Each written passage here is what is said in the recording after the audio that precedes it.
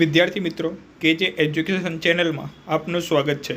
ધોરણ 12 કોમર્સમાં સંસ્કૃત, પ્રાકૃત સહિત 4 ભાષામાં છેલ્લું પેપર પણ પૂર્ણ થયેલું છે। એટલે કહી શકાય કે ધોરણ 10 અને ધોરણ 12ની સંપૂર્ણ પરીક્ષા પૂર્ણ થઈ છે દરેક માધ્યમની। અને મોટા ભાગમાં આપણે કહી શકાય કે અત્યારે શિક્ષકો દ્વારા પેપરો ચકાસવાની કામગીરી હાથ ધરવામાં આવી છે, જેમાં ધોરણ 10ના અંગ્રેજી વિષય તેમજ સામાજિક વિજ્ઞાનના પેપર પણ પૂર્ણ થવાને આરે છે અમદાવાદ જિલ્લામાં। તો કહી શકાય કે મોટા ભાગનું પરિણામ પણ અમુક જે વિષય છે એની કામગીરી પણ તેજ ચાલી રહી છે। તો કહી શકાય કે એપ્રિલ અંતમાં પરિણામો જાહેર થઈ શકે છે।